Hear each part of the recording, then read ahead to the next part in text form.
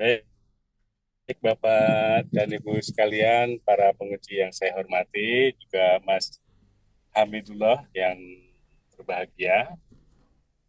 Alhamdulillahirrahmanirrahim, pada kesempatan siang hari ini kita dipertemukan dalam suasana sehat walafiat untuk melaksanakan ujian penilaian naskah kelayakan disertasi atas nama Hamidullah Ibda dengan nomor mahasiswa 2107626610003, berarti yang bersangkutan angkatan 2021 ya Mas Hamidullah ya. Iya, Pak. Prodi Pendidikan Dasar dengan judul Guru Sekolah Dasar Profesional dalam Pembelajaran Berbasis Digital. Pada kesempatan kali ini bertindak sebagai penguji pertama yaitu Profesor Dr. Haryanto, kemudian penguji dua Profesor Dr. Edikus Sartono, kemudian selaku sekretaris adalah Dr. Sekar Purbarini Kaurian, sebagai promotor satu Profesor Dr. Ibnu Syamsi, dan promotor dua Ibu Dr. Rukiati. Baik, sebelum kita memulai kegiatan ini, mari kita berdoa dulu. Semoga kegiatan ini diberikan kelancaran sampai dengan akhir kegiatan. Berdoa dipersilakan.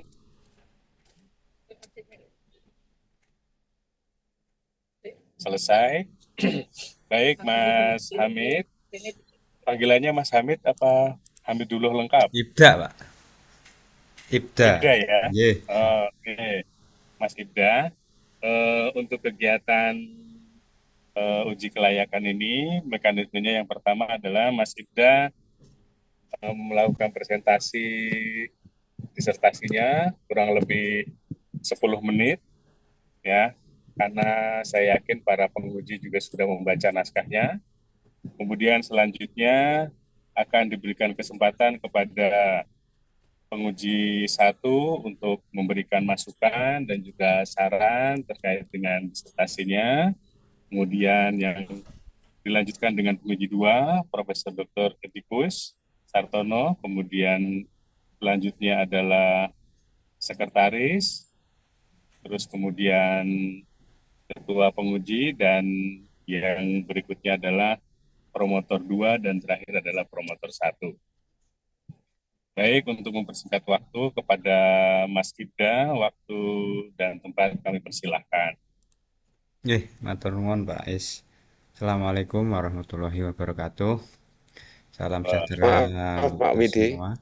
ini Oke, kelayakan Pak Widi, mohon maaf, mohon maaf. J, J, Pak Widi ini kan kelayakan kan?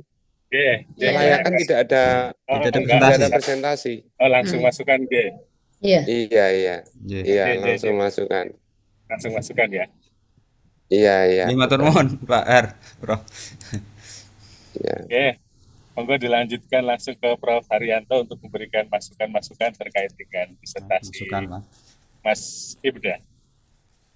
Baik, terima kasih. Assalamualaikum warahmatullahi wabarakatuh.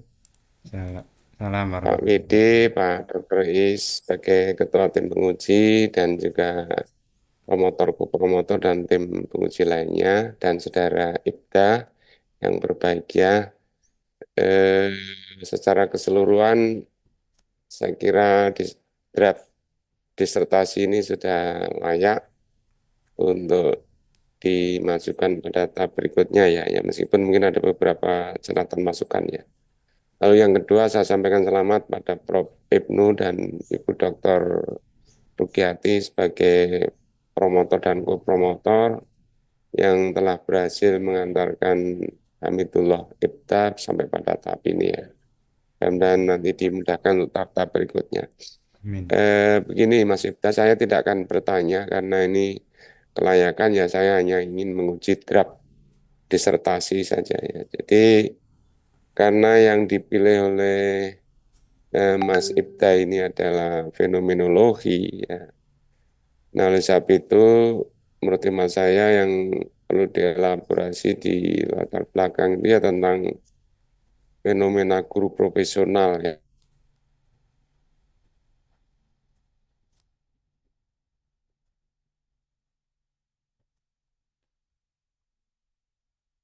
Nggih, Prof.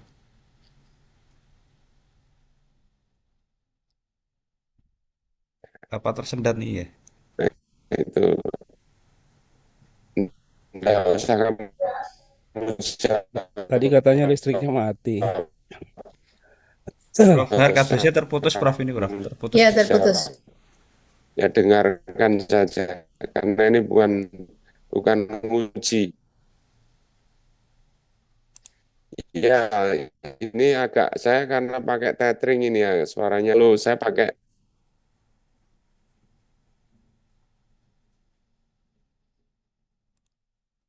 Malahan terlempar ini. Ini kendala sinyal kata saya, Prof.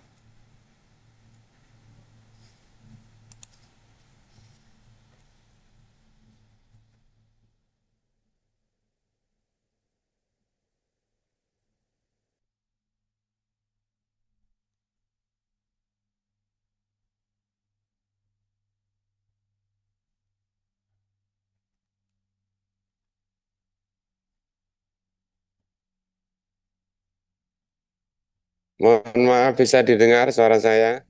Sakit, Prof. Bisa didengar suara saya Mas Iya, Ibda? sakit, Prof. Iya. HP Ini lalu nggak kampanye loh ya. Aman, ya Prof. jadi agak ini ya. Aduh, Ya, apa namanya? Karena ini fenomenologi, ya barangkali di latar belakang masalah itu perlu mengelaborasi tentang fenomena guru profesional ya dalam pembelajaran berbasis digital ya. Sehingga dengan fenomena yang dikemukakan itu lalu menarik untuk diteliti gitu ya. Ada apa sebenarnya pembelajaran berbasis digital dalam konteks guru profesional gitu ya. Nah, itu saya kira. Lalu yang berikutnya yang berkait apa namanya rumusan masalah ya. Karena ini guru profesional dalam pembelajaran digital, kenapa tidak melihat fenomena atau fenomena ya berkait bagaimana perencanaan pembelajarannya, implementasinya, dan juga mungkin penilaiannya gitu ya. Itu kan lebih lebih anu ya. Jadi guru yang profesional ketika merencanakan pembelajaran digital itu kayak apa? Kemudian guru profesional ketika implementasi pembelajaran berbasis digital itu kayak apa kan gitu ya. Insya Nah, Allah. itu saya kira lalu beberapa yang lainnya catatan sudah saya tuliskan di bab 1 nanti diperbaiki. Lalu yang bab 2 ya saya kira grand teori terkait variabel utama ya itu barangkali perlu dikaji dengan grand teori yang memadai ya. Begitu juga ini apa sebaiknya dipertajam ya relevansi teori dengan masalah utama dalam penelitian ini.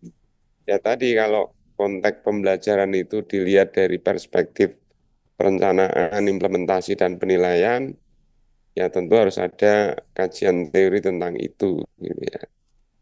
Karena itu nanti kan ini fenomenologi itu kan ingin menggali tentang pengalaman ya, pengalaman sadar istilahnya ya, atau pengalaman dan kesadaran. Jadi pengalaman dari responden tentu dalam hal ini ya karena responden utama guru yang meskipun boleh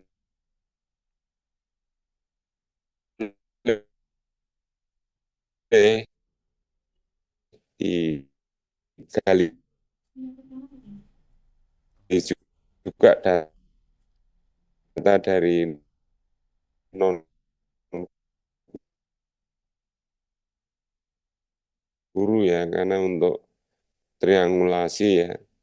Tapi kan berkait fenomena guru profesional itu dalam konteks dan penilaiannya. Karena itu kan diperlukan satu perencanaan yang profesional tanpa direncanakan.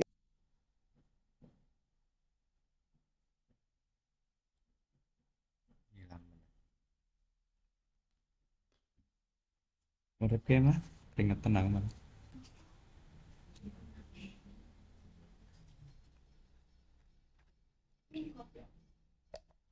Udah guys.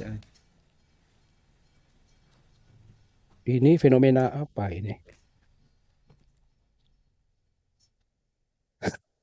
Sepertinya apa terlempar Prof Haryanto. Iya, Kata saya. Karena kalau mati lampu kan sekarang apa sinyal juga ikutan mati. Ya, betul. Pripun niki saya ini. Tapi kalau pakai tritin kan bisa. Saya selalu di kelas kalau nggak ada apa, saya pakai tritin aja. Gimana, Prof? Personal, pakai personal hotspot kan bisa. Ya, itu kan beliau sudah pakai itu. Cuman Iya. nggak tahu mungkin beliau lagi di mana gitu loh. Hmm. Saya sering di kelas di lantai 2 itu nggak nyambung gitu. Kalau di kelas kan selama listriknya tidak mati, sekarang BTS itu pakai listrik PLN, apa semua bus ambulans. Iya, betul. Pakai listrik PLN, jadi kalau listrik PLN-nya mati, si jaringannya juga ikut, generator jaringannya juga mati. Sa- Sama di rumah saya juga gitu, mati. Kalau Ini listrik aja mati, dulu ya, dilompati dulu aja, Nje, Ya, Prof Haryanto. Nanti kita lanjut lagi yang Prof ya, Haryanto. ya. Berikutnya ke penguji 2, monggo Prof Edikus. Waktu dan tempat, silakan. Terima kasih. Pertama-tama yang saya hormati Ketua ya, Pak Dr. Is Prastio. Ya, ini ketua baru ini ya. Ketua baru ini ya, selamat. Saya cek bingung. anak muda ganteng. Ya, oke. Lalu yang saya hormati juga ini promotor kita ya, senior kita, Prof. Ibnu. Wah, Jangan Ibnu senior, Samsi ini ya. jangan Ibnu senior. Samsi ya, piye? Senior itu kan senang istri orang. Oh, bukan, senior itu podo ora wis tuwa. Sebentar lagi tenggelam. Ya, lalu Dr. Rupiati ya. Lalu Dr. Sekar sebagai sekretaris. Dan Pak Arianto nggak usah disebut ya karena sudah tenggelam, nggak mungkin dengar sia-sia ya. Dan yang berbahagia ini senyum-senyum ini, Mas Ibda ini, saya teringat nih mahasiswa yang sangat kritis itu ketika dulu kuliah filsafat ilmu sehingga jadi kelasnya jadi hidup ya Mas. Dulu itu Anda setahu saya bahasa Indonesia tapi tiba-tiba ini penelitiannya ya agak berbeda ini ya, tapi nggak masalah karena dulu yang Anda ajukan dulu ketika kita diskusikan bahasa Indonesia. Oke, ini uji kelayakan ya. Mungkin saya hanya memberikan beberapa masukan-masukan saja ya. Jadi betul tadi dikatakan Prof. Haryanto bahwa secara garis besar sudah oke ini ya. Tapi misalnya kita lihat satu persatu ya. Kita mulai dari bab 1 dulu pendahuluan itu ya. Kita lihat di situ memang masalahnya sudah jelas sekali ya. Anda sampaikan secara runtut ya. Terdeskripsikan dengan jelas, dengan runtut, bagus ya. Bahkan didukung dengan data empirik hasil penelitian. Ini saya salut ini karena mungkin ada orang bahasa Indonesia ya pandai bermain kata-kata sehingga berbagai macam penelitian Anda rangkai menjadi rangkaian yang cukup bagus gitu ya. Ini untuk latar belakang itu meskipun ada beberapa kurangan tadi mungkin bisa ditambahkan di situ tentang fenomena-fenomena tadi ya. Lalu identifikasi masalah ini saya melihat ada dua masalah yang teridentifikasi, tapi menurut pemahaman saya belum ternarasikan dengan cantik di latar belakang. Menyangkut misalnya ada literasi, numerasi, dan sebagainya. Jadi kalau bisa betul-betul terdeskripsikan ya, secara tersurat, tidak sekedar tersirat ya, akan lebih menarik itu kalau identifikasi masalah itu betul-betul tersurat di latar belakang. Lalu rumusan masalah juga sudah sangat jelas ya, meliputi, tapi ada kata-kata di situ rumusan masalah ada 2, tapi kemudian Anda rinci jadi 4. Ini nanti tolong itu mungkin hanya kesalahan dalam penulisan saja Belum, Pak, mungkin revisi sebenarnya atau rumusan siapa? masalahnya. Ya, itu rumusan masalahnya juga 4 ya. Oke. Lalu kajian pustaka. Nah, ini kalau saya lihat Anda ini fenomenologi tapi ya grounded teori ya. Grounded teori ya. Sehingga ya fenomenologi. Jadi kan Anda tahu ya, penelitian kualitatif itu kan bisa dikelompokkan jadi beberapa ya, studi naratif, fenomenologi, etnografi, studi kasus, lalu grounded teori ya. Nah, ini nampaknya kok saya agak bingung juga ini.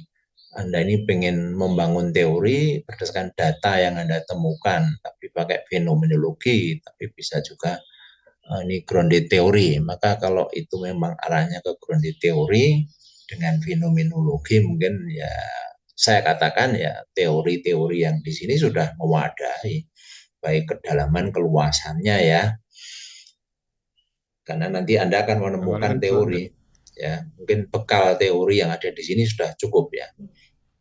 Bahkan ketika Anda berupaya untuk menemukan novelty ya, Anda berupaya untuk memanfaatkan rekam jejak penelitian yang terdahulu. Ini cukup banyak, mungkin lebih dari 10 itu ya. Atau hanya 10 ya. Tadi saya 16, nggak cermat. Oh, malah 16 ya, lebih dari 10 betul ya. Lalu di situ dengan cantik Anda mainkan sehingga Anda bisa menunjukkan bahwa temuan Anda ini boleh dikatakan baru ya, di saat pertanggungjawaban novelty-nya bagus ini ya. Kemudian oke, lalu pertanyaan penelitian juga sudah bagus, itu di breakdown dari rumusan masalah dan oke, sekarang tentang metode penelitian.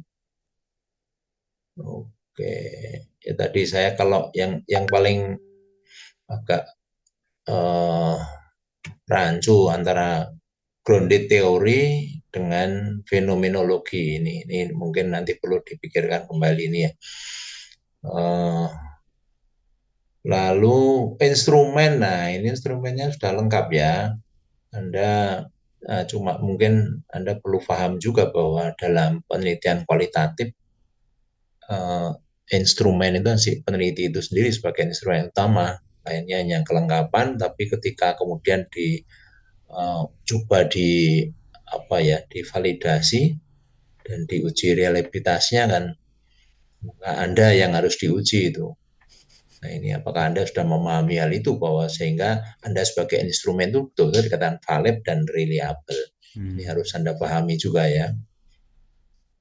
Kemudian sudah jelas tuh ya dalam proses perolehan data bagaimana caranya ya, baik melalui komplit sekali, wawancara mendalam, observasi, dokumen, bahkan sampai menggunakan FGD ya. Ini jelas sekali proses perolehan datanya. Oke, lalu analisisnya pun juga sudah jelas. Kemudian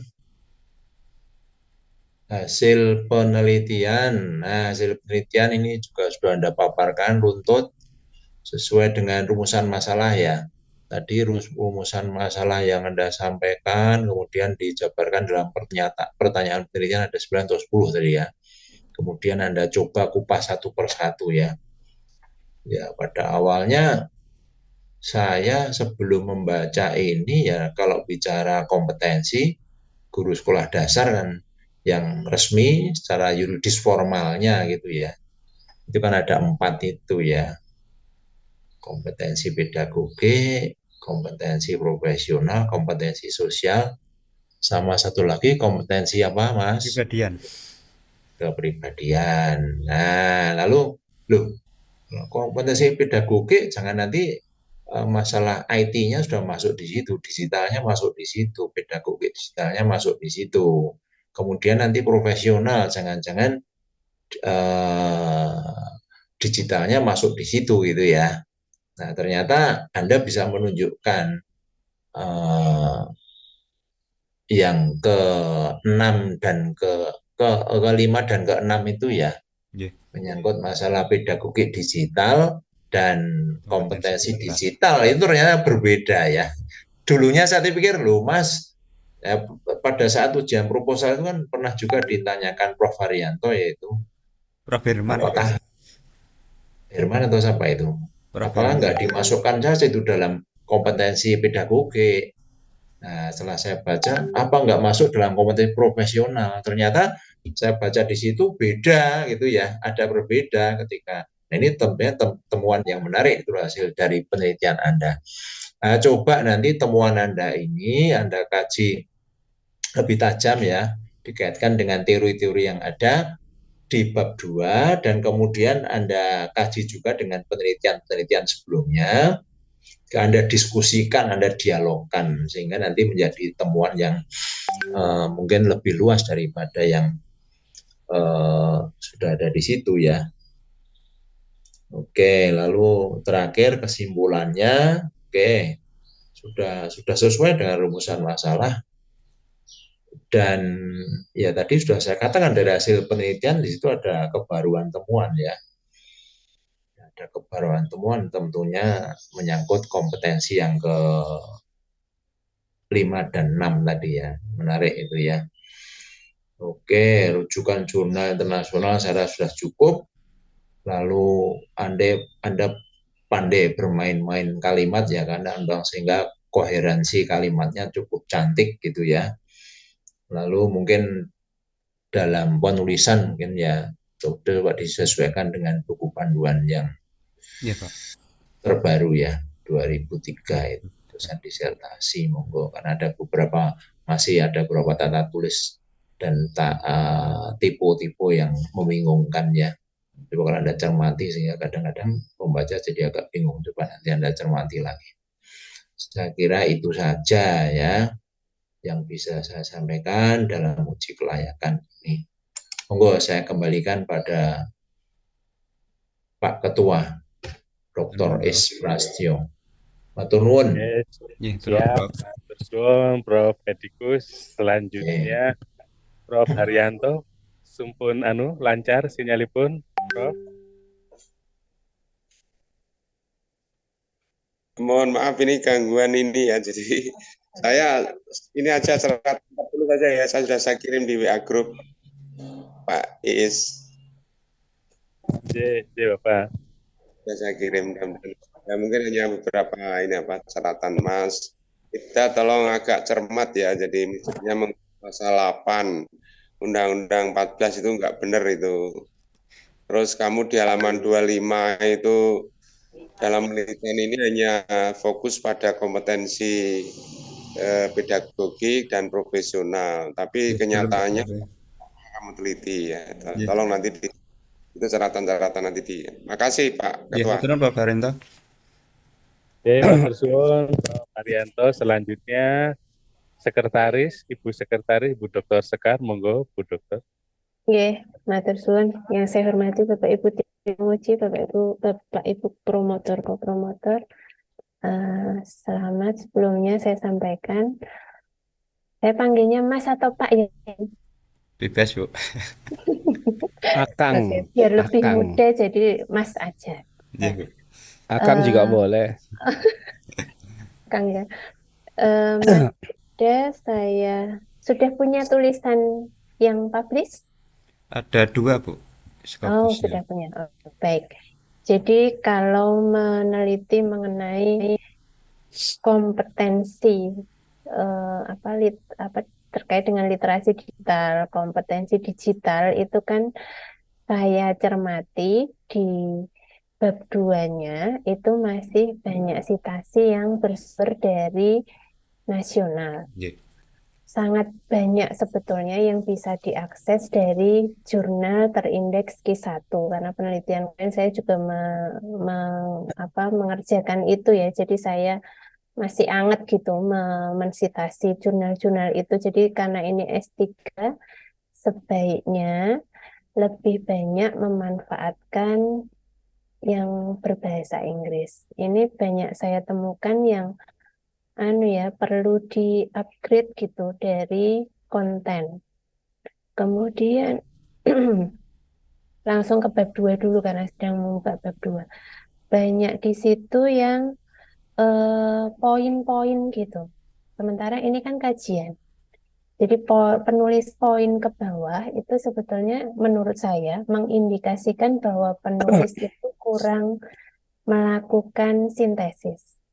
Jadi sekedar memindahkan tulisan entah itu dari peraturan, apalagi ini peraturan ya, karena kajian pustaka itu kan berbeda dengan peraturan pemerintah, panduan teknis, juknis, dan semacamnya. Jadi sebaiknya manfaatkan yang memang mendukung dan itu referensi baik buku maupun artikel yang bagus gitu ya. Kemudian kalau di bab 1 tadi di latar belakang itu ya saya karena di judul itu sudah membaca guru profesional. Sementara di sana disinggung juga ada 4 kompetensi. Tapi fokusnya di bab 2 itu dikerucutkan jadi 2 kompetensi saja karena terkait PPG kan ya, kompetensi pedagogi dan profesional. Menurut saya gini, karena ketika berbicara kompetensi itu ada 4. Di dalamnya ada kompetensi profesional. Nah, perjelas saja yang dimaksud guru profesional ini apakah keempat kompetensi itu yang disajikan polanya melalui penelitian ini atau memang hanya spesifik pada 2 kompetensi yang sudah dituliskan di bab 2. Gitu ya. Jadi saya kok ini agak sedikit apa ya pindah-pindah gitu. Ini maunya yang mana atau mungkin karena saya membacanya kurang lama gitu ya. Jadi belum bisa menemukan yang dimaui penulis. Oke, berikutnya untuk bab 3. Oh ya, sebentar. Kajian penelitian yang relevan dulu. Di sini sudah relatif banyak ya. Ada berapa tanya? 16. Oh, 7. Berapa? 16. 16. Oh ya, oke. Belum nampak semua. Ya, saya rasa sudah bagus. Untuk bab 3-nya, fenomenologi ini melibatkan 35 guru penggerak ya, betul ya? 20, Bu. Berapa? 20 Total tadi guru. kok saya baca di abstrak itu ada angka 35. Pemilihannya sudah pemilihan 20 orang guru itu sudah dituliskan dengan jelas di bab 3 ya? Sudah. Kan 20 dulu. guru penggerak, terus kepala sekolahnya 11 dan akademisinya 8 itu, Bu.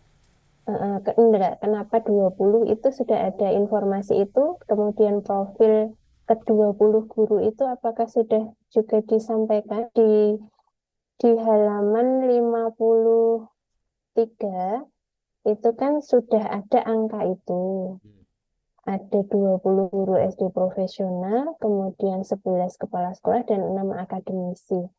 Tetapi menurut saya, mungkin saya terlewat ya, jika profil ke-20 guru ini Diungkap ya, ya, karena itu fenomenologi kan, jadi lebih komprehensif informasinya. Karena banyak guru penggerak sekarang ini, terutama ini kan karena di Kabupaten Semarang itu pasti lebih dari itu. Tapi pembaca perlu tahu kenapa kok dari sekian banyak itu akhirnya terpilih secara positif mungkin 20 orang itu gitu. Jadi perlu diperjelas. Untuk hasil saya rasa yang penting sudah menjawab rumusan masalah ya. Kemudian nanti dipastikan saja semuanya.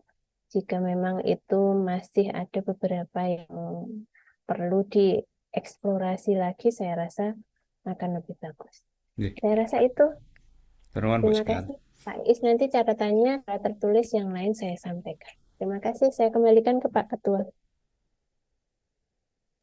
Baik, terima kasih Bu Dr. Sekar. Selanjutnya dari saya nih, sebelum ke para promotor. Baik Mas Ibda, Nggih, Pak. terkait dengan disertasinya. Tadi banyak hal yang sudah disampaikan ya, termasuk juga dari saya. Cuman ada, sebelum saya memberikan masukan, saya itu ingin menanyakan terlebih dahulu. Seberapa yakin Mas Ibda itu menganggap atau menilai kalau hasil penelitian Mas Ibda itu adalah sebuah disertasi? Seberapa yakin? Ya yakin 99% lah Pak. Apa alasannya? Ya pertama ada temuan yang perlu kami ungkap ya. Artinya tadi sudah disinggung Pak Prof. Edi. Kalau merujuk rumusan masalah kan ada 4. Sebenarnya keempatnya itu ada kebaruan ya. Menurut temuan dengan hasil penelitian terdahulu. Yang pertama adanya kompetensi yang dibutuhkan di abad 21 itu Pak. Jadi tambahannya kan pedagogi digital itu berbeda dengan kompetensi pedagogi yang ada di undang-undang gitu kan. Kemudian ada tambahan kompetensi digital itu yang pertama. Kemudian yang kedua di situ merujuk kerangka kerja ICT Framework for Teacher dari UNESCO itu kan ada 8 elemen, 35 aspek dan indikator yang kami temukan itu ada 292 indikator turunan dari guru SD profesional dalam pembelajaran berbasis digital. Kemudian terkait dengan rumusan masalah ketiga itu kan tools atau alat yang digunakan itu merujuk teorinya David Dunbark itu ada 3 model ya, model api unggun, model goa, dan model sumber air. Nah ternyata kecenderungan guru SD di Kota Semarang, khususnya guru penggerak ini kecenderungannya memilih tools atau alat-alat yang tipenya itu tipe api unggun ya, dan api unggun itu mewujudkan interaktif Pak. Kalau gua kan tipe anak itu menyendiri, kalau sumber air itu satu arah. Jadi itu temuan yang mungkin perlu diungkap ya.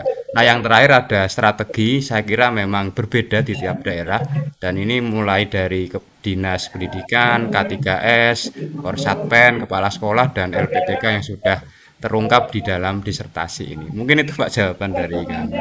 Oke. Kira-kira dengan munculnya temuan itu, kira-kira matching nggak dengan metodologinya? Kalau sesuai dengan arahnya ke fenomenologi sebenarnya sudah relevan Pak, karena kami berusaha mengungkap yang dibalik yang tampak kan, intinya fenomenologi kan intinya di situ. Meskipun memang saya akui di awal proposal ini arahnya ke grounded Pak. Jadi Prof Edi tadi juga menyinggung ya. Nah nanti coba secara teknis penulisan dan lain-lain yang masih rasa grounded akan kami sesuaikan dengan fenomenologi, karena itu sudah menjadi masukan saat proposal saat itu sih Pak. Ya, Nggih. karena kan kalau saya pribadi ngelihat kan malah fenomenologinya nggak kelihatan, Nggih, nggih. ya. Nanti akan kami revisi Pak. Ya, dan malah jadi cenderung apa yang diungkapkan itu kan menggambarkan ya, tidak menggambarkan, tidak menggali makna gitu. Nggih, nggih, nggih.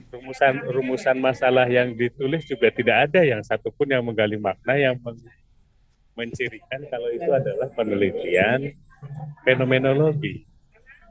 Ya, yang muncul itu adalah, kalaupun saya boleh mengatakan ini sebenarnya, kalaupun mau ke grand theory bisa, tapi emang banyak muncul eksplorasinya gitu. Lebih banyak muncul eksplorasinya, ya. Jadi dari apalagi ada ciri indikator-indikator gitu ya.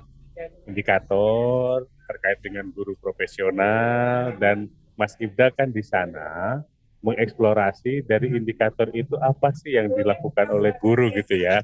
Implementasi di lapangannya itu seperti itu gitu. Jadi malah eh, cenderung deskriptif tanpa makna pengalaman gitu ya, tanpa makna pengalaman dan hanya itulah ya intinya bahwa kalau dari persepsi pembacaan saya terhadap naskah disertasinya, fenomenologinya itu malah cenderung tidak muncul. Kalaupun nanti muncul ke grounded teori, ya di mana kemudian dari hasil lapangan memunculkan teori yang kemudian tadi Mas Ibnu sudah menyebutkan, saya kira itu lebih rasional daripada bersikukuh dengan fenomenologi. Fenomenologi. Ya, bersikukuh seperti itu. Jadi itu terus ya ketika itu menjadi grounded teori, tentu rumusan masalahnya juga harus disesuaikan lagi, ya, disesuaikan dengan target tujuan dari perolehan teori apa yang ingin diraih gitu. Karena terus terang ya, kalau saya melihat rumusan masalahnya itu rumusan masalah deskriptif gitu, hanya menggambarkan saja, tidak berusaha untuk menggali menggali teori. Saya kira kalau data-datanya sudah lengkap, punya Mas Ibnu itu sudah banyak sekali ya, data-data sudah sangat banyak. Cuman mungkin di bagian awal menekankan kembali pada bagaimana rumusan masalah itu bisa menunjukkan kekhasan dari metodologi yang ingin digunakan. Karena bagi beberapa peneliti, orang akan sangat sensitif terhadap rumusan masalah. Karena setiap pendekatan, setiap metode itu memiliki kekhasannya sendiri dan itu bisa dibedakan dari rumusan masalahnya. Ya, meskipun sama-sama melihat tentang kompetensi profesional gitu ya, metode studi kasus, metode grounded theory, metode fenomenologi, etnografi itu akan memunculkan masing-masing itu rumusan masalah yang berbeda-beda yang itu akan khas sesuai dengan metodologinya, ya sesuai dengan metodenya. Nah di sini saya belum menemukan itu Mas Ikda, ya. Nah tapi informasi yang ada di hasil penelitiannya itu sebenarnya ada, cuma rumusan di rumusan masalah dan pertanyaan penelitiannya itu malah belum muncul itu ya. Itu dari saya terus masukannya. Terus kemudian dari metodologi juga kan setiap pendekatan kualitatif itu kan ya tidak general ya. Ada beberapa pendekatan kualitatif yang memang spesifik dalam unit analisisnya, dalam bagaimana cara menganalisis datanya gitu ya. Nanti mohon bisa dicari atau bisa digunakan teknik-teknik analisis tertentu yang spesifik sesuai dengan metode penelitian yang digunakan gitu ya, sehingga tidak lagi kemudian hanya sekedar muncul pakai triangulasi, pakai ini gitu ya, tidak lagi sekedar muncul seperti itu, tapi memang kekhasan dari setiap metodologi itu utuh gitu, satu kesatuan, jangan cuma peritilan bagian Spesifik ya, depan, Pak ya? tapi bagian belakangnya itu melebar kemana-mana atau malah jadi umum lagi gitu ya. Iya, iya. Nah terus yang berikutnya, Mas Ibda ini kan senang menulis ya, jadi kayaknya itu senang banget nulis ya, sampai lupa enter gitu. Iya, Pak.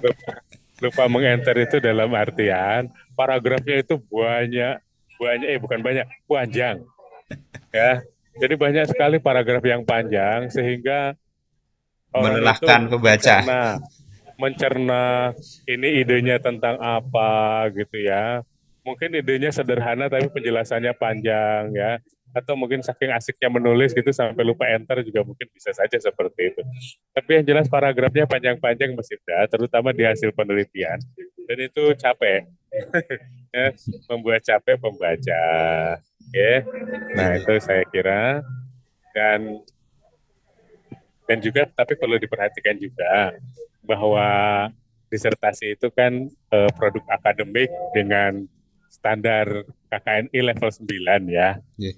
Nah, kira-kira mungkin perlu juga untuk tegaskan produk disertasi ini mengakomodir level 9 bagian mana ya, memproduksi level 9-nya yang bagian mana gitu. Karena kan mungkin sebagian besar orang ketika mengatakan level 9 kan isinya pengembangan model gitu ya. Nah, tapi bagaimana dengan grounded teori? Mas Ibda juga sebenarnya bisa menghasilkan sebuah penelitian dengan level 9.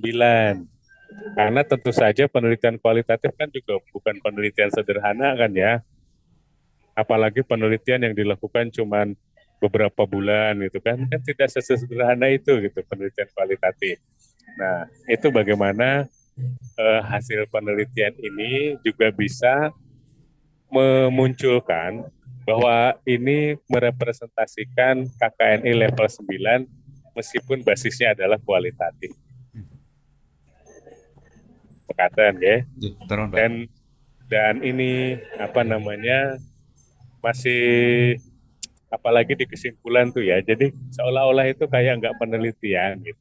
Jadi cuman mengungkap apa yang ada di dalam peraturan dan mengatakan bahwa iya itu tuh sudah sesuai dengan peraturan gitu. Kompetensi guru itu sudah sesuai dengan peraturan yang berlaku, terdiri dari ini gitu kan. Jadi kayak S1 ya. Jadi kayak mahasiswa saya yang sarjana gitu, kalau kompetensi guru dalam mana terdiri dari kompetensi profesional, kompetensi ya gitu ya. Kan harusnya tidak begitu. Itu kan seolah-olah cuman apa ya? Ya tadi ada teori, ada peraturan, terus cuman ngecek ya guru sudah sesuai kok dengan peraturan ini gitu. Ya cuman sekedar itu saja. Ya nanti intinya segitu sih dari saya sebagai peninjau ya, dari fakultas terhadap kualitas dari disertasi Mas Ibda ya. Terus, Pak. Begitu saya kira dari saya cukup. Terima kasih ya Mas Ibda. Mudah-mudahan nanti bisa diperbaiki disertasinya. Terus selanjutnya adalah ke promotor kedua. Monggo Bu Dr. Rukiati, waktu dan tempat saya persilakan. Terima kasih Pak Ketua, Dr. Iis Prasetyo. Suara saya bisa didengar? Terdengar, Bu. Ya, terima kasih. Dan untuk disertasi dari Mas Hamidullah Ibda itu memang masih memerlukan beberapa perbaikan ya yang terkait dengan isi juga dan terkait dengan apa namanya kajian teori gitu ya, dan juga yang terkait dengan apa itu kerangka pikir gitu ya. Nah itu. Jadi kalau kita mau mengikuti metodenya fenomenologi, saya setuju tadi yang disampaikan oleh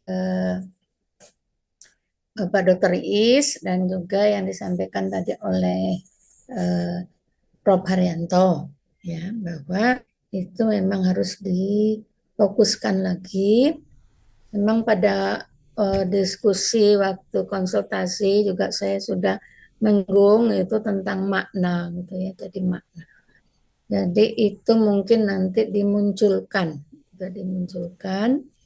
yang makna sebagai guru profesional di era digital itu, karena memang betul penelitian fenomenologi itu didasarkan pada realita empiris, tapi kita harus mencari apa yang ada di balik realitas empirik itu terkait dengan makna. Jadi ada interpretasi makna.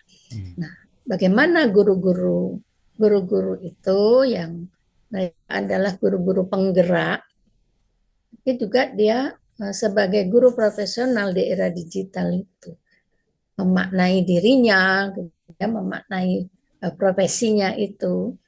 Tapi juga nanti ada pemaknaan dari peneliti. Nah, bisa saja dikaitkan dengan kompetensi tadi itu. bahwa dari temuan ini misalnya ada kompetensi yang berkaitan dengan kompetensi pedagogi digital gitu ya. Kompetensi digital. Cuma mungkin perlu penjernihan makna. Apa yang dimaksudkan dengan di sini misalnya masih kurang jelas ya tentang kompetensi digital. Nah, apa dengan kompetensi literasi digital, tapi ada juga istilah kompetensi pedagogi digital. Nah, itu mungkin jernihkan maknanya apa bedanya gitu ya, dan itu sesuai dengan kajian teori yang kajian pustaka. Tapi misalnya maksudnya di sini adalah kalaupun itu sudah ada di dalam fenomena guru-guru penggerak itu, jadi mereka sudah ada itu ya, tapi itu maknanya apa ya, mungkin yang perlu digali itu. Dan itu bisa dibuat di dalam satu sajian hasil penelitian dengan di sana saya setuju tadi dengan yang disampaikan oleh Bu Dr. Sekar, profil gurunya itu ya, profilnya. Tadi kan ada 20. Nah, tapi kalau di dalam hasil penelitian kan siapa-siapa ini kan belum ada ya. Si ABC-nya itu belum. Nah, itu akan lebih baik lagi kalau di sana dari si A itu mengatakan apa yang terkait dengan kompetensi profesionalnya tadi ya. Kemudian si B-nya seperti apa. Nah, itu dibuat dalam suatu cuplikan-cuplikan yang menunjukkan bahwa apa yang dirasakan, apa yang dialami, yang dimaknai oleh subjek itu dituangkan di dalam hasil penelitian.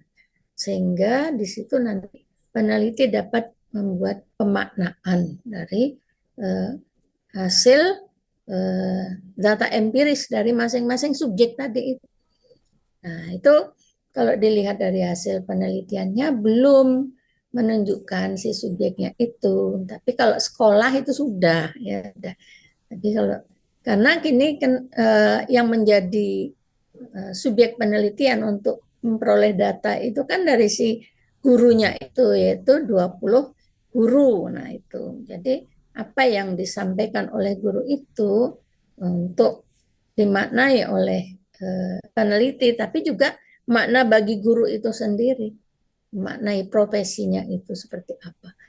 Itu perlu ditambahkan sehingga nanti ini adalah penelitian yang menggunakan metode fenomenologi itu. Dan ada di situ untuk pembahasannya dikaitkan tadi dengan mengungkapkan si subjeknya ini memaknai profesinya itu seperti apa, itu yang dikaitkan dengan kompetensi tadi ya, pedagogi digital itu mungkin. Dan jadi saya setuju dengan apa yang disampaikan oleh Prof. Haryanto, kemudian Prof. Edi tadi. Kalau Prof. Edi lebih banyak untuk memberikan justifikasi. Kemudian pada Bu Dr. Sekar, dan yang terakhir adalah Bapak Dr. Iis Prastyo. Jadi nanti ditambahkan saja untuk pemaknaannya dan juga untuk penyajiannya supaya lebih menunjukkan sisi-sisi fenomenologinya, sehingga tidak terkesan ini sebagai penelitian deskriptif gitu ya. Jadi ada lagi nanti usaha untuk membuat satu elaborasi yang betul-betul berangkat dari realita empiris, tapi di sana kemudian ada teori yang dihasilkan itu ya, atau konsep yang dihasilkan. Jelas konsep itu berasal dari realitas empiris itu. Oleh karena itu di dalam alur pikir itu ya, alur pikir di halaman coba nanti dicek ya di sini di halaman 27 ya, halaman 27. Kalau ini berangkat dari fenomenologi, nah konsepnya itu dulu kalau menurut bahasanya Husserl itu dikurungkan dulu gitu ya. Nah, jadi jangan mulai dari situ gitu ya. Jangan mulai dari konsep itu kan ada konsep tentang apa? Kompetensi. Di halaman 47 gitu ya. Nah, jangan dari situ, ya jangan dari situ. Tapi dari realita empirisnya yang diteliti gitu Induktif berarti Bu ya. ya. Betul. Induktif ya. Jangan itu kan kesannya deduktif itu. Ya. Ya. Itu mungkin dari saya. Kemudian yang tadi terkait dengan kalimat-kalimat memang betul ya. Banyak kalimat panjang banget itu ya. Kemudian tapi ada yang kalimat belum jelas, belum selesai gitu ya. Itu sudah saya beri tanda, nanti bisa ditambahkan, diperbaiki. Kemudian senang sekali menggunakan kata maka ya, Mas Ibda ini ya. Padahal kata maka itu kata maka itu sebenarnya kan harus diawali dengan apa? Pernyataan dulu gitu. Ya itu pengandaian ya. Jika titik maka gitu ya. Perbandingan. Jadi kalau mau ya nanti ada kesimpulan ya. Kesimpulan aja berdasarkan pernyataan di atas atau apa dapat disimpulkan misalnya gitu. Jangan maka disimpulkan. Ya secara bahasa itu kurang pas gitu ya. Walaupun saya tahu ya jenengan orang bahasa ya. Ya itu mungkin dan yang lainnya silakan nanti diperbaiki lagi. Assalamualaikum warahmatullahi wabarakatuh. Waalaikumsalam warahmatullahi wabarakatuh.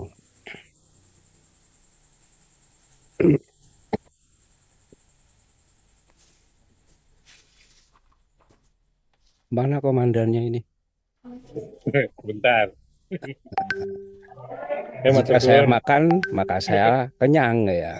Padahal nggak kenyang, makannya seberapa ya? 1 sendok mungkin. Baik.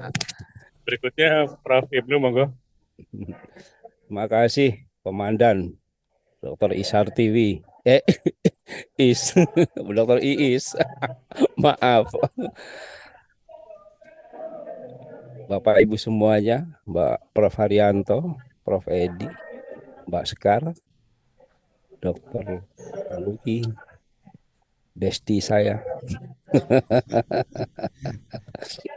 Pernah ke Chiang Mai berdua. Rame-rame. Rame-rame ya. Sholat di pinggir jalan ya.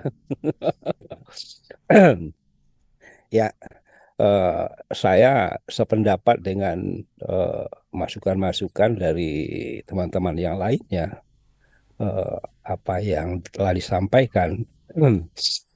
Tapi yang pertama saya juga membaca itu nggak bisa mangap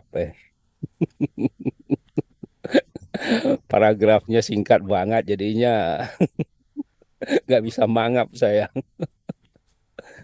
Seharusnya kan bisa mangap ya. Paragraf itu kan satu ide, ceritakan satu ide, orang mengerti, paham dia. Jadi ide-ide itu bisa melihat gambaran judul kita itu. Seorang peneliti itu biasanya yang dilihat itu kualitas idenya. Kalau kualitas idenya itu bagus, tentu akan bermanfaat bagi orang lain. Banyak penelitian-penelitian itu hanya disimpan di perpustakaan saja. Tapi kalau ide itu berkualitas dan bermanfaat, tentu akan dipakai oleh orang dan dikembangkan. Sekarang guru sekolah dasar profesional dalam pembelajaran berbasis digital ini apakah sudah berkualitas idenya? Atau idenya ini copy paste dari ide orang? Kan kita nggak tahu. ide itu di copy paste apa tidak. Mungkin idenya itu dari Prof. Edi mungkin, yang kita tidak tahu di sini. Banyak penelitian itu copy paste aja, saya lihat tuh judulnya itu. Tapi kalau tidak diluluskan, nanti nggak usah selesai dia. Kita didesak fakultas. Nah, ide ini yang perlu dilihat oleh peneliti, kualitasnya. Kemudian kalau kita jalan-jalan, tur kita ya, melihat penelitian IBDA ini, saya melihatnya sudah bagus ya. Sudah bagus semuanya. Tapi latar belakangnya ya perlu difokuskan ya. Nggak usah berbicara mengenai Indonesia, berbicara mengenai Semarang aja. Ya, sudah ada Pak Jokowi yang memikir Indonesia. Jadi kita memikir tentang guru sekolah dasar profesional dalam pembelajaran berbasis digital. Ini yang kita lihat dalam latar belakang ini. Kalau itu sudah melihat bahwa penting penelitian ini dilakukan dengan ide yang bagus, dengan ide yang berkualitas, bahwa ini berguna bagi orang, tentu kita lanjut melakukan penelitian. Kita cari indikator-indikatornya di sini. Dalam latar belakang itu. Sama seperti dikatakan Pak Prof. Edi tadi, Pak Varianto, Bu Ruki, Mbak Sekar tadi, komandan ya.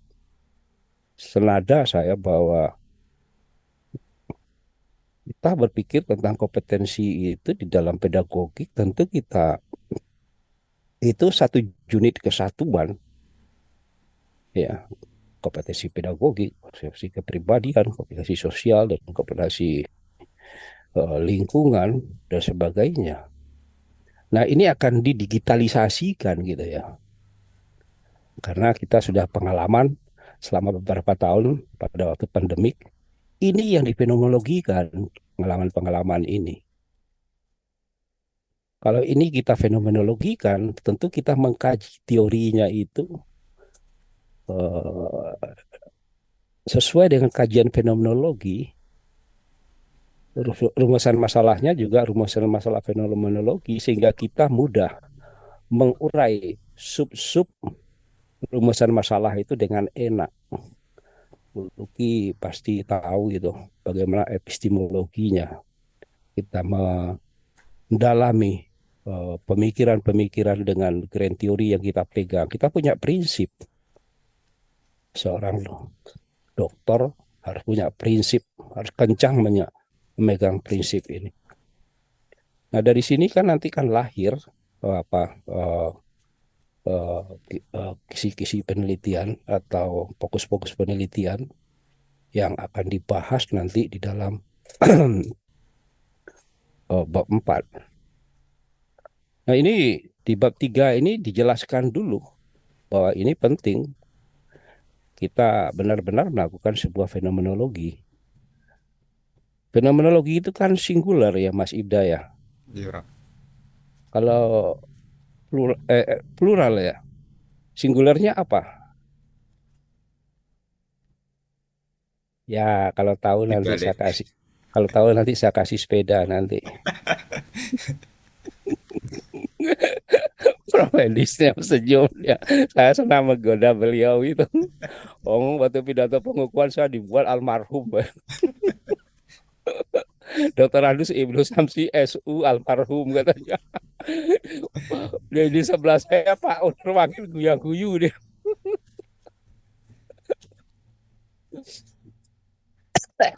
Jadi ini kita bahas benar-benar, kita harus menguasai bagaimana kita memfenomenologikan nanti di kajian kita, pembahasan kita. Bahasannya ini yang dikatakan oleh Dr. Is tadi. Kita tidak mengindikatorkan, tapi memfenomenologikan. Kan udah pengalaman beberapa tahun guru-guru itu. Memang maaf saya agak batuk ini. Flu berat saya. Panas dingin badannya. Jadi kita harus bisa membuat hasil-hasil penelitian ini dengan bahasan-bahasan fenomenologi dari sub-sub rumusan masalah tadi. Ya, kajian teorinya juga seperti itu, lurus dia, nggak usah menyimpang-nyimpang gitu, ya, lurus saja kita. Tapi apa kata Bu Luki, kita harus dalam mengkaji kajian teori ini, harus responsibility katanya, harus komprehensif, harus unity, satu kesatuan semuanya. Itu karakter dari epistemologi penelitian. Nah ini setiap saat kalau kita berpikir fenomenologi ini, tentu tadi nggak tahu ya singularnya fenomena ya, belum terjawab ya. Belum, Prof. Jadi nggak saya kasih sepeda ya. Fenomenon, Ya di balik yang tampak itu, Prof, ya. fenomenon ya, Fenomenon. fenomena. Ya saya Lupa, dapat Prof. sepeda ini. Nah ini perlu kita pahami ya. Nanti setelah kita sudah ada konsep di dalam pikiran kita itu, ini yang kita bahas dalam menyampaikan data-data yang kita terima dari instrumen-instrumen yang kita pakai maupun diri kita sendiri. Bagaimana tingkah laku manusia di waktu dingin. Kalau kita kaji dengan hormon ya, itu kan kita bisa melihat itu. Hormon itu kan bisa kita kaji. Kita ambil hormon itu dalam tubuh manusia, kita sedot darahnya, kemudian kita putar dengan sentrifugal. Alatnya sudah ada. Kalau kita kan buat alat sendiri. Nanti terpisah hormonnya kita sedot, itu yang diteliti apanya itu. Apa dia agresif waktu dingin ya? Apakah dia penjahat ya? Bisa saja itu terjadi di waktu kedinginan itu. Begitu juga waktu panas ya. Ini dikaji secara fenomenologi. Kita tidak melihat indikator di sini di dalam hormon itu. Nah ini tergambar ya sub kompetensi yang kita buat tadi itu secara fenomenologi. Nah ini ditampilkan yang bagus ya, karena kita juga sebagai data ya, alat pengambil data kita. Nah ini kemudian setelah kita kaji dengan bagus, yang jelek kita pinggirkan, yang bagus-bagus yang sesuai dengan penelitian kita ambil, kita sortir semuanya. Sebenarnya tinggal bagaimana membahasnya ini data itu. Nah setelah data ini kita lihat, kita komparatifkan dengan teori tadi. Ada nggak di teori? Dalam kajian teori itu kan kita tidak mengambil ahli-ahli dari Barat atau dari Amerika. Boleh kita ngambilnya sedikit saja. Karena dia tidak tahu Semarang. Ya. Yang tahu Semarang itu ya orang-orang Semarang ya. Pak Edi tahu Semarang karena dia sering ke Semarang. Saya tahunya Semarang kali ini banjir, tahu saya. Lagu, Prof. Karena Simbasa sering nyanyi Semarang kali ini banjir itu. Nah ini ya Mas Ibda ya, Iya, Prof. disandingkan harapan yang ada di dalam kajian teori itu, setelah dibahas secara bagus kajian teorinya itu dibandingkan dengan data yang kita dapat itu. Ada yang tidak sama, copot. Masih banyak yang tidak sama. Ya, ini temuan. Temuan ini kita bahas lagi, kita analisis di sini. Sehingga nanti jelas ini harapan kita di kajian teori, ini kenyataannya dapat di lapangan, kita analisis semuanya. Sehingga kita paham benar apa yang kita lakukan itu, yang kita teliti Prof. itu. Ibnu, waktu. Oh ya, sabar. Ini lagi ngopi ini, jadinya enak ngomong aja gitu ya. Terakhirlah kesimpulan ya. Kesimpulannya itu harus cocok dengan ini, dengan tujuan penelitian. Seperti dikatakan Dr. Is tadi, Bu Luki, Dr. Luki dan Prof. Edi tadi, dan Dr. Sekar. Itu harus apa dibuat sesuai dengan tujuan itu. Satu paragraf, dua paragraf nggak apa-apa lah ya. Tapi yang jelas itu terlihat tujuan itu tercapai gitu. Kalau saya dari Jogja ke Semarang pasti saya lewat jalan ke Magelang lurus ya, nggak belok-belok gitu. Kecuali kausal ya, kita bisa lewat Solo gitu atau lewat mana gitu ya, lewat Cepu gitu ya dan sebagainya gitu. Nah ini masukan saya sesuai dengan apa teman-teman yang lain. Tapi ini sudah layak untuk diujikan kalau sudah diperbaiki. Ya, Prof. Terima kasih Pak Komandan, Komandan muda. Baik, terima kasih Prof. Ibnu. Nah, ini kita masuk ke bagian akhir, yaitu pengambilan keputusan. Ini Mas Ibnu tetap di sini saja, nggak usah kemana-mana biar Oke. tahu hasil keputusan dari kami dalam menentukan apakah disertasi Mas Ibda itu layak atau belum ya untuk kemudian dilanjutkan ke dalam ujian selanjutnya. Maka saya akan bertanya dulu kepada para penguji. Kalau Prof. Haryanto tadi sudah menyampaikan, Bu Sekar bisa melihat hasilnya dari Prof. Haryanto. Iya, bisa, bentar. Beliau gimana? Bentar, Pak. HP-nya tuh saya cek bentar ya. Nah, belum Oke. lihat ya, bilang So- soal- soalnya di WA punya saya itu malah bukan temporari, belum muncul yang punya Prof. Haryanto.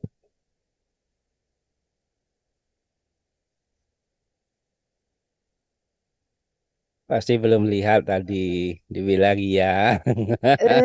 Beliau ya layak dengan perbaikan. Ada banyak Oke, catatan yang dituliskan Prof. di Gus formatnya. Edi, Oke, saya juga sama, layak dengan perbaikan. oke, Bu Dr. Sekar, pripun? Oke, sama. Sama nggih? Ya. Promotor berdua? Sama. Jelas, ya jelas toh ya. Oke. Ya promotor Jadi bilang gini, nggak layak.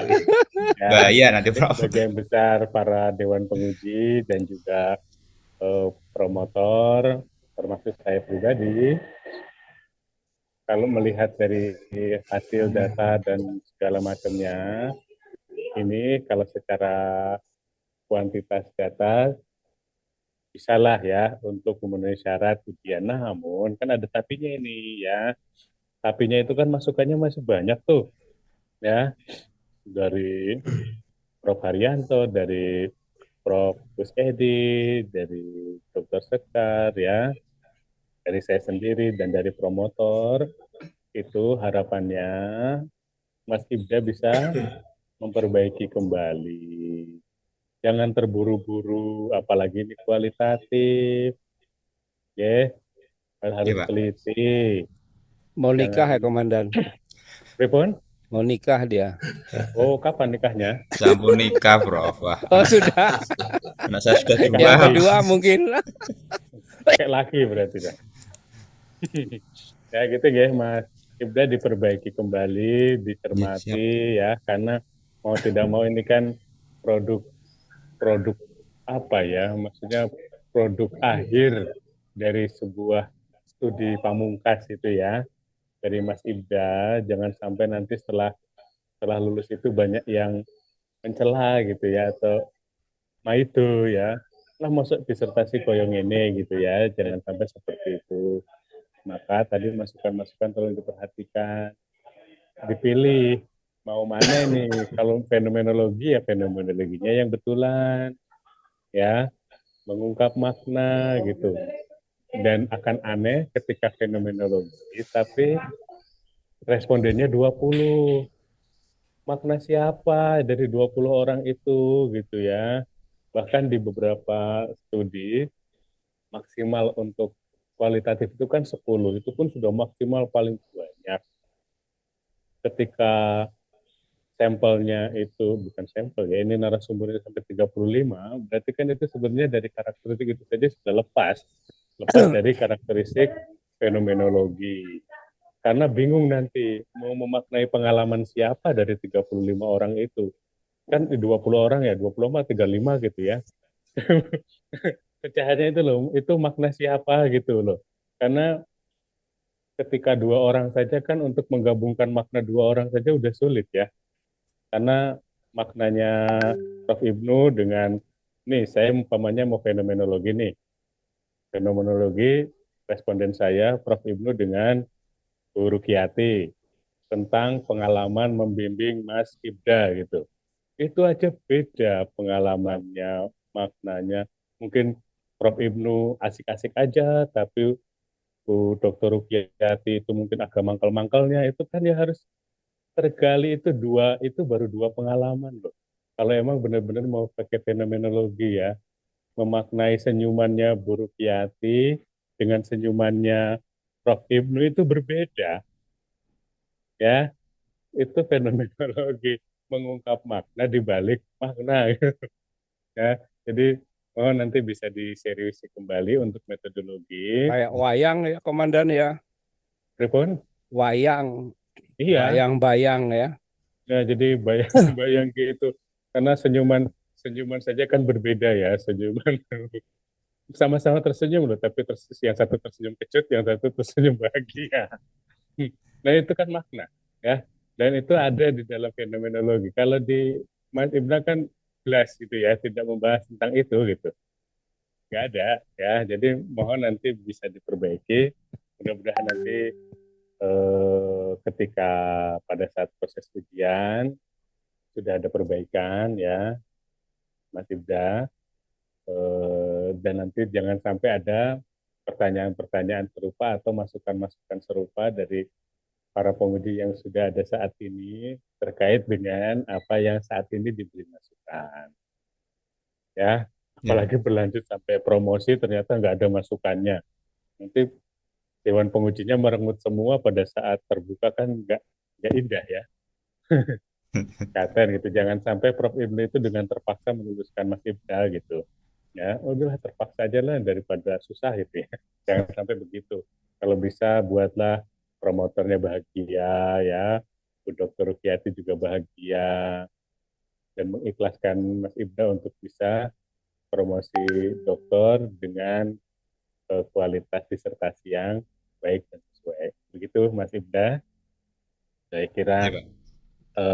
masukan dan proses dari uji kelayakan kita pada siang hari ini, kesimpulannya adalah bahwa naskah disertasi Mas Ibda diterima, namun dengan catatan perbaikan. Gitu, mudah-mudahan bisa diseriusi dan kami juga berharap mudah-mudahan hasilnya menjadi lebih baik ya, Mas Ya, Ibda ya. ya, terus Pak. Baik, Bapak dan Ibu sekalian, Dewan Penguji dan juga mahasiswa yang berbahagia, puji dan syukur proses ujian kelayakan ini bisa berjalan dengan lancar. Terima kasih kepada penguji 1 dan penguji 2, Prof. Haryanto, juga dengan Prof. Gus Edi, juga kepada Ibu Sekretaris, Bu Dr. Sekar, serta yang telah bekerja keras, para promotor, yaitu Prof. Ibu Syamsi dengan Dr.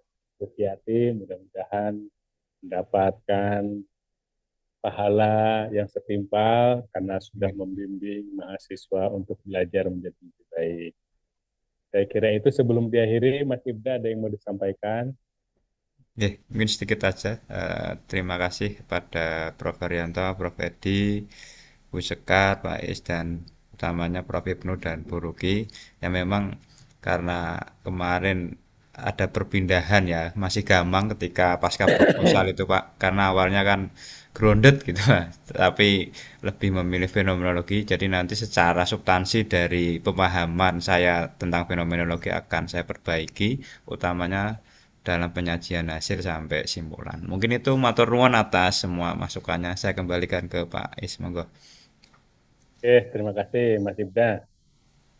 Bapak dan Ibu sekalian, kita akhiri pertemuan kita kali ini dengan sama-sama membaca puji dan syukur hamdalah kepada Allah Subhanahu wa taala Alhamdulillahirobbilalamin. Alhamdulillah Amin. Rabbil Mudah-mudahan Alamin. berkah untuk semuanya.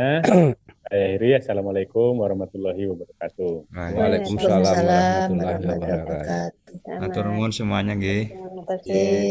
Pamit. Kula lift nggih. Hati-hati, COVID juga Oke. bertambah sekarang. Ya, Sehat Itu selalu, biar nggak Prof. liburan. Ya, ciri-cirinya Makasih. batuk-batuk itu loh. Hehehe. Batuk-batuk. Kula pamit. Keluarga pamit. Pamit. Saya pamit juga. Selamat. Nggih, matur nuwun Prof Edi. Saya pamit juga ya. Nggih, Ya. turun Prof. Sehat Prof. Oke.